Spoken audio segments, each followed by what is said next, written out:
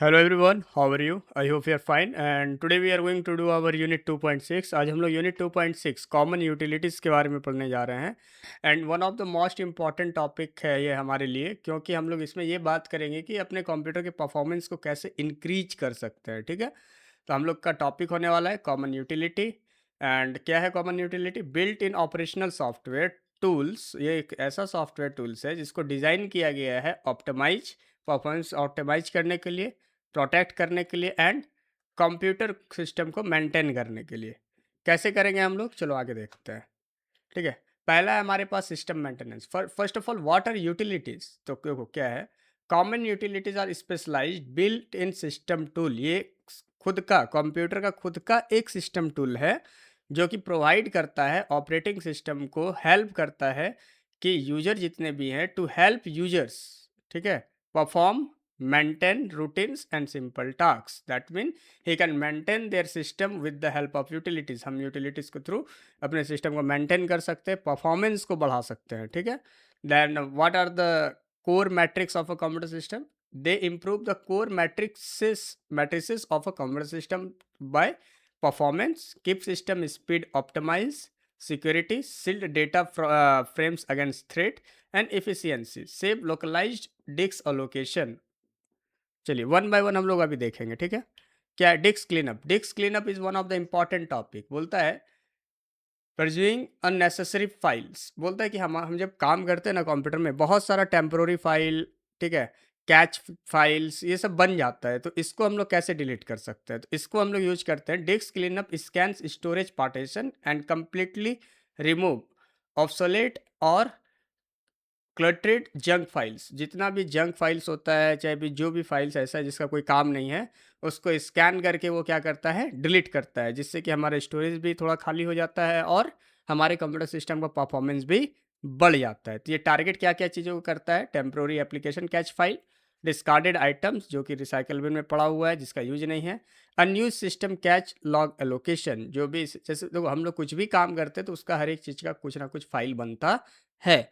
तो इसीलिए हम लोग क्या करते हैं, उस फाइल जो कि अब मान के चलो हमने 1 साल पहले कोई काम किया था, उसका कहीं न कहीं कुछ ना कुछ स्टोरेज रखा पड़ा है, तो उसको 1 साल तक हम लोग रख के करेंगे क्या? उसको डिलीट करेंगे, और हम लोग को तो पता नहीं है कि हम लोगों ने कौन-सा काम किया है। तो इसके लिए हम लोग क्या यूज़ करते हैं? Disc cleanup. तो चलो हम लोग बताते हूँ मैं आपको कि डिस्क क्लीनअप कैसे करते हैं, ठीक है? तो हम यहाँ जाएँगे, उसके बाद फिर हम सर्च करेंगे डिस्क क्लीनअप के बारे में। डिस्क क्लीनअप, यहाँ पे देखिए आ गया disc cleanup.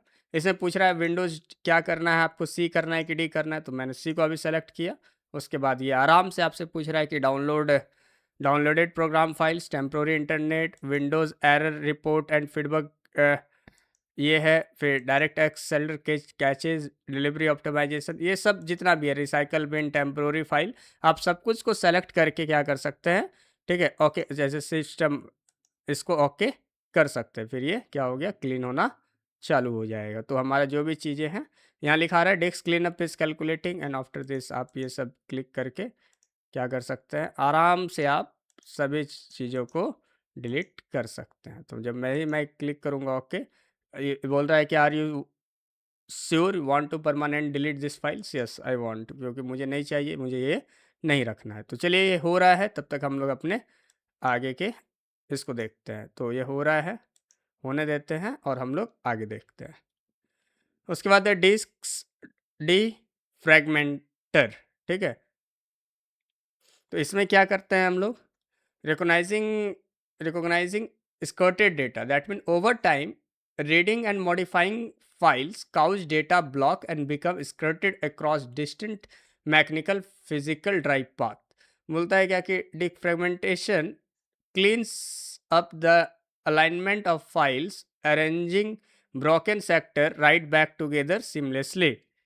Key value, considerably fast data files access speed and enhance system operational responsiveness। बोलता है देखो पहले के टाइम में क्या था ना, हार्ड डिस्क आता था, ठीक है, जिसमें कि एक सीडी लगा रहता था और राइटर उसे रीड एक होता था उसमें स्पिनर, और जो कि डेटा को रीड करता। तो होता क्या था कि जैसे ही डेटा सेव होता था, कुछ समय डेटा जो है वो प्रॉपरली सेव नहीं हो पाया, प्रॉपरली अरेंज नहीं हो पाया, तो उस केस में हम लोग डिस्क फ्रेगमेंटेटर का बहुत ज़्यादा यूज करते थे। तो अभी भी आज भी हम लोग करके देखते हैं क्या ये होता है या नहीं।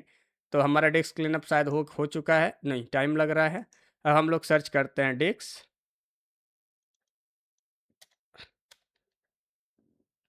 यहाँ देखिए disk fragmented and optimize disk. तो जैसे ये आया ऑप्टिमाइज ड्राइव्स, कौन सा करना है भाई, सी करना है, तो इसको हम लोग ऑप्टिमाइज करते हैं। जैसे ये ऑप्टिमाइज करेंगे देखो ये हो गया। वैसे मैं इसको हमेशा लगा के रखता हूँ कि ये डेली होते रहे, जिससे कि हमारा सेटिंग ऑलवेज क्या रहे, हमेशा हाई रहे हमारे सिस्टम का परफॉर्मेंस। उसके बाद है हमारे पास एंटीवायरस प्रोटेक्शन। पता है आपको एंटीवायरस, क्योंकि मैं अभी यूज़ नहीं करता हूँ, मेरे सिस्टम में एंटीवायरस नहीं है। ये जो भी दिया गया आपके सिस्टम, जैसे इसमें लिखा गया ना कि extra antivirus and not an antivirus, ये हमारे में नहीं है, हम डायरेक्टली डिफ़ॉल्ट यूज करते हैं। जैसे थ्रेट सील्ड आर्किटेक्चर बोलता है antivirus is defensive utility software that scan, वो स्कैन करता है, आइसोलेट करता है and guard the operating system environment continuously. और ये गार्ड करते रहता है ऑपरेटिंग सिस्टम को कंटिन्यूअसली। कि देखो मान के चलो कोई लिंक आया आपके पास, अब वो लिंक है कि आपके डेटा को चुराने के लिए, चाहे आपका पर्सनल डेटा को लीक करने के लिए, आपके कंप्यूटर को हार्म करने के लिए, तो एंटीवायरस उससे क्या करता है, आपको प्रोटेक्शन प्रोवाइड करता है, ठीक है, जिससे कि आपका सिस्टम अच्छा चले। जैसे detect caches background malware logic, remove completely purges harmful software bugs को रिमूव कर देता है, protects preserve critical corporate user file, और यूजर फाइल्स को भी ये प्रोटेक्ट करता है।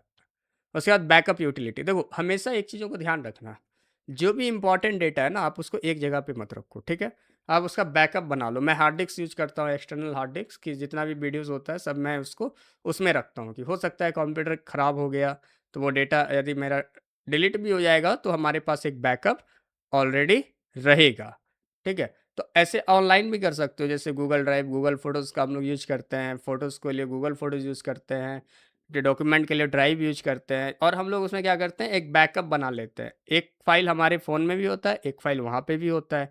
तो उससे क्या होता है कि जहाँ भी हम मेल लॉगिन करेंगे हमें वो सब कुछ इंपॉर्टेंट डॉक्यूमेंट मिल जाएगा। तो बैकअप यूटिलिटी के बारे में समझते हैं।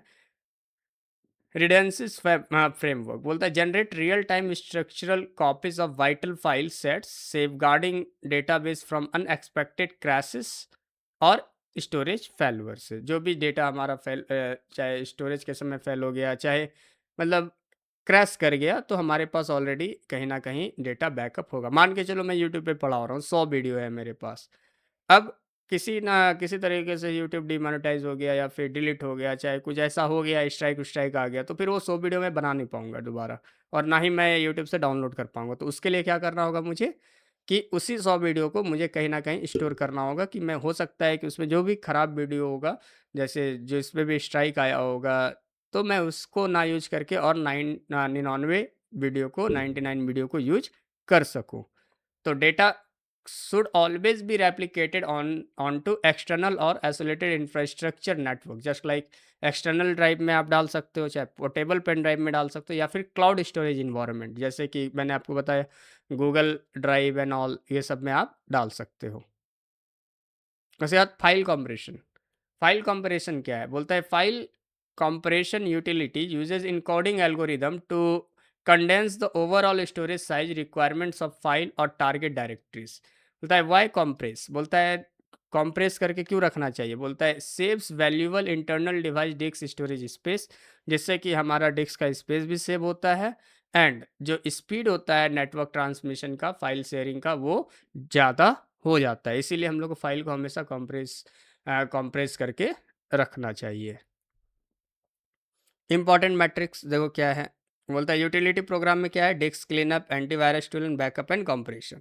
तो कोर टास्क एलोकेशन क्या है, अननीडेड रिकॉर्ड्स और ऑर्गेनाइज लेआउट। और एडवांटेज क्या है, फास्ट हम लोग काम कर सकते हैं यदि डिस्क क्लीनअप या डिस्क डीप फ्रेगमेंटेशन हम लोग यूज करते हैं। तो एंटीवायरस क्या है, ये एक्टिवली वायरस स्कैन करते रहता है, चाहे कोई चीज़ आ जाए तो उसको रोकता है। Hardness defence and network file पैरेसी।